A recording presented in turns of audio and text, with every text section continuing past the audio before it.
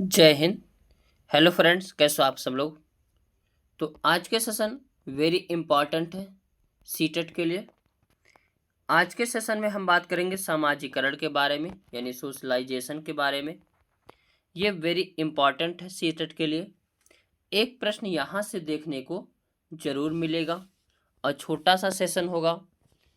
इसमें जो है कॉन्सेप्ट को देखेंगे और महत्वपूर्ण कुछ पीवाईक्यू प्रश्नों को भी देखेंगे, जिससे ये पता लग पाएगा कि जो हम लोग पढ़ रहे हैं उससे जो है एग्जाम में क्वेश्चन आते हैं, कैसे आते हैं ये भी पता चल जाएगा। और चैनल को सब्सक्राइब कर ले, क्योंकि जब तक सीटेट का पेपर नहीं हो जाता है तब तक इस चैनल पर जो है तैयारी करवाई जाएगी और पूरा सीडीपी का कंप्लीट कोर्स करवाएगा। 30 में से 30 नंबर की गारंटी ली जाएगी, क्योंकि ये केवल गारंटी ही नहीं बल्कि हमने भी करके देखा है। 30 में से 30 नंबर ले आना कोई बड़ी बात है नहीं होती है। हमने भी 30 में से 30 जो है सीडीपी में ले आया है, तो आप सभी लोग भी ला सकते हो। और इसका पीडीएफ जो है @विजय एकेडमी 81 टेलीग्राम चैनल पर भी मिल जाएगा, तो वहाँ से भी ले सकते हैं। आगे समाजीकरण क्या है इसके बारे में सबसे पहले जानेंगे। समाजीकरण यह एक ऐसी प्रक्रिया है जिसमें मानव समाज द्वारा सीखता है और यह पूरे जीवन तक निरंतर चलती है। यानी जो समाजीकरण होता है वह मानव किसी के द्वारा सीखता है, समाज द्वारा सीखता है। यानी समाज के साथ अपने आप को ढाल लेना समाजीकरण कहलाता है। और यह कहीं ना कहीं पूरे जीवन तक चलता रहता है, कुछ ना कुछ हमेशा नया चीज समाज में मिलता रहता है। और समाजीकरण यानी होना बहुत ही आवश्यक होता है, क्योंकि बिना समाजीकरण के जो है व्यक्ति का जीवन अधूरा होता है। समाजीकरण, अब जैसे कुछ बालक केवल पढ़ाई पर ध्यान देते हैं तो उनके अंदर समाजीकरण का भाव नहीं हो पाता है, तो कहीं ना कहीं वही बालक सुसाइड या फिर आत्महत्या जो है करते हैं। अब समाजीकरण की हम लोग प्रक्रिया को देखेंगे। वेरी इंपॉर्टेंट लगाना, ये जितना पॉइंट हम इसमें बता रहे खाली इतने पॉइंट आप सभी को पता रहेगा, क्वेश्चन गलत है नहीं हो पाएगा। समाजीकरण की प्रक्रिया यानी प्रोसेस ऑफ सोशलाइजेशन। पहला है पालन पोषण। बालक के समाजीकरण में पालन पोषण का ज्यादा प्रभाव पड़ता है। अब कोई बालक ऐसा हो जिसको मम्मी पापा का प्यार मिला ही नहीं, पालन पोषण मम्मी पापा ने किया ही नहीं, तो वो बच्चे के अंदर समाजीकरण का भाव आ ही नहीं सकता। कहीं ना कहीं वो समाज से विरक्त हो जाएगा, क्योंकि अगर बच्चे का पालन पोषण अच्छे तरीके से नहीं होता है तो बच्चा समाज के साथ समायोजन करने में कठिनाई महसूस करता है। तो पालन पोषण जो है मुख्य भूमिका निभाता है समाजीकरण पर। आगे सहयोग यानी कोऑपरेशन। बच्चा समाज के सहयोग से ही समाज का हिस्सा बनता है।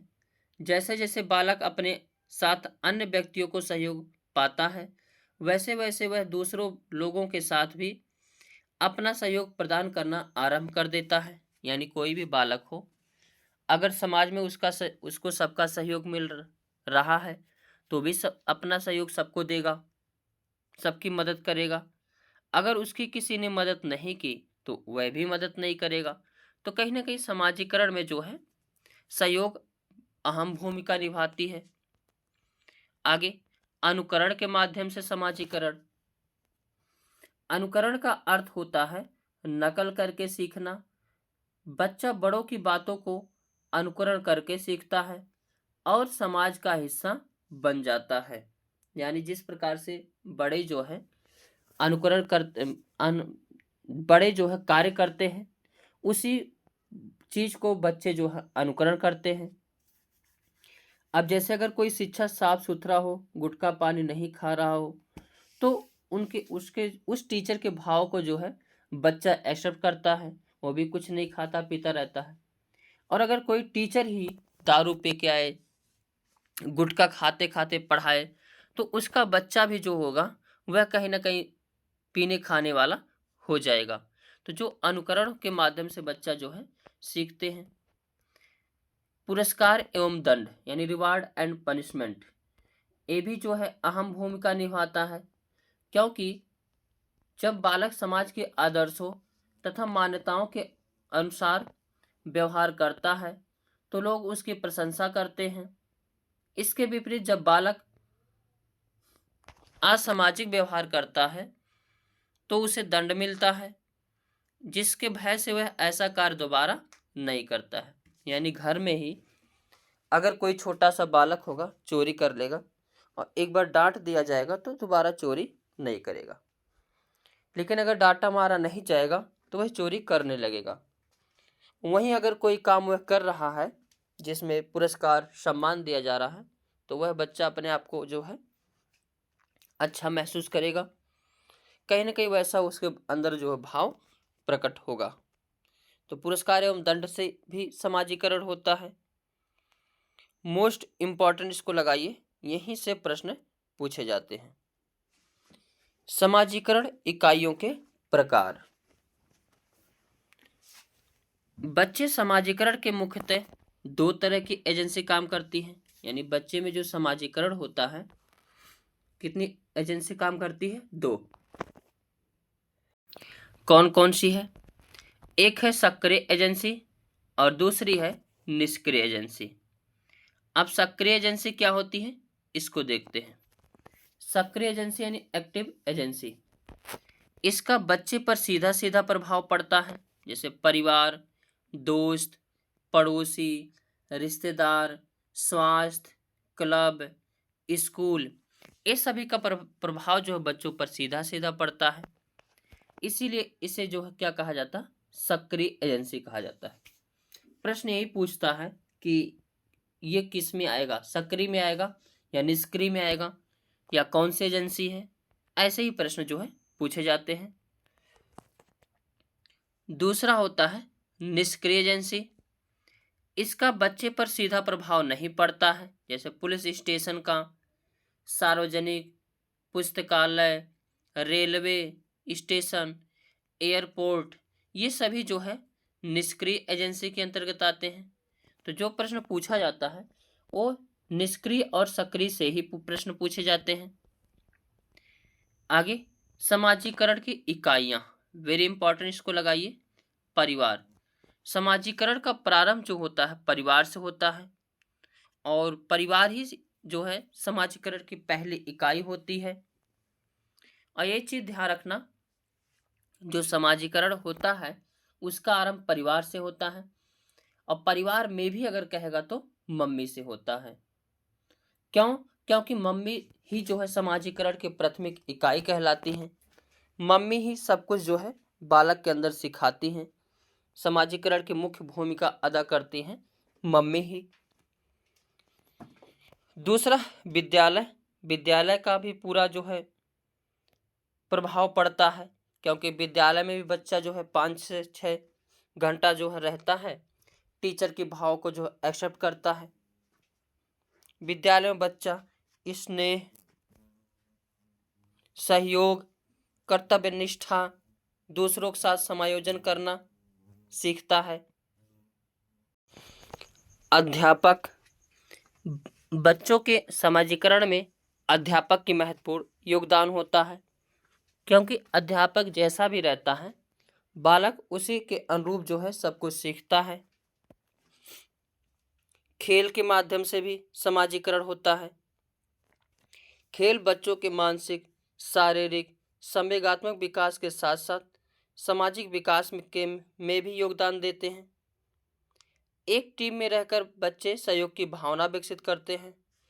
उनको अनुशासन में रहना पड़ता है। हारने के बाद भी उनको अपने संवेगों पर नियंत्रण रखना पड़ता है और विजेता टीम को बधाई देनी पड़ती है। तो खेल के माध्यम से भी समाजीकरण होता है। अब हम लोग देखते हैं प्रीवियस ईयर के क्वेश्चन यानी PYQ देखते हैं। क्वेश्चन है, निम्नलिखित में से कौन सा समाजीकरण के गौण वाहक होते हैं? तो गौण मतलब निष्क्रिय, एक होता मुख्य, एक होता है गौण। तो विद्यालय एवं पास पड़ोस ये तो मुख्य होते हैं। विद्यालय और निकटतम परिवार के सदस्य ये भी मुख्य होते हैं। परिवार और रिश्तेदार, परिवार और आस जो है पास पड़ोस। तो इसमें ना थोड़ा सा गौड़, सामाजिकरण की गौड़ दे दिया है, तो इसमें लेंगे हम लोग विद्यालय और पास पड़ोस। तो इसका फर्स्ट ऑप्शन जो है सही हो जाएगा, ये वाला हो जाएगा। First option is the correct answer. समाजीकरण है क्या है? तो सामाजिक मानदंडों में परिवर्तन, या शिक्षक एवं पढ़ाए गए के बीच संबंध, या समाजीकरण के आधुनिकीकरण जो है, समाज के आधुनिकीकरण की प्रक्रिया, या समाज के जो है मानदंडों के साथ अनुकूलन। यही सही है, जो है समाज के मानदंडों के साथ अनुकूलन ही क्या है? समाजीकरण है। यानी जैसी समाज में व्यवस्था है उसी के अनुरूप खुद को ढाल लेना ही क्या है? समाजीकरण है। ये भी प्रश्न पूछा गया है। नेक्स्ट प्रश्न है, शिक्षा के संदर्भ में समाजीकरण से क्या तात्पर्य है? तो सामाजिक वातावरण में अनुकूलन और समायोजन ही क्या है? समाजीकरण है। समाज में बड़ों का सम्मान नहीं, सामाजिक मानदंड बनाना नहीं, सामाजिक मानदंडों का सदैव अनुपालन करना नहीं, सामाजिक वातावरण में अनुकूलन और समायोजन कर लेना क्या है? समाजीकरण होता है। क्योंकि समाज में कुछ ऐसी भावनाएं होती हैं जिसमें जो है लेकिन उसको धीरे धीरे खत्म करना पड़ता है, खत्म करना जरूरी होता है, जैसे सती प्रथा। आगे नेक्स्ट प्रश्न है, समाजीकरण की प्रक्रिया में शामिल नहीं है। क्या शामिल नहीं है? मूल्य एवं विश्वासों का अर्जन, अनुवांशिक संरक्षण, एक संस्कृति की रीतियों और मानदंडों को सीखना, कौशलों का अर्जन। तो समाजीकरण में क्या शामिल नहीं है? तो अनुवांशिक संरक्षण, ये समाज जो है शामिल नहीं है। तो इसका B option is the correct answer हो जाएगा। नेक्स्ट प्रश्न है, निम्नलिखित में से कौन सा द्वितीयक समाजीकरण का एजेंसी का उदाहरण है? तो विद्यालय एवं मीडिया, मीडिया एवं पास पड़ोस, परिवार एवं पास पड़ोस, परिवार एवं मीडिया। तो विद्यालय एवं मीडिया जो है, मीडिया एवं पास पड़ोस, ये किसके अंतर्गत आते हैं? तो द्वितीयक समाजीकरण के अंतर्गत आते हैं। तो इसका B option is the correct answer हो जाएगा। नेक्स्ट प्रश्न है, निम्नलिखित में से कौन सा द्वितीयक समाजीकरण का उदाहरण है? तो वही प्रश्न है आगे, परिवार एवं पास पड़ोस बच्चों के समाजीकरण की कौन सी एजेंसी है? वैसे तो ये आ जाएंगे परिवार एवं पास पड़ोस। अगर पास की देखेंगे तो प्राथमिक एजेंसी में भी आते हैं। तो इसका फर्स्ट ऑप्शन इसका करेक्ट आंसर हो जाएगा। तो आज के सेशन में बस इतना ही, और ये सेशन अच्छा लगे तो लाइक शेयर कमेंट करना ना भूलें। Thank you for watching.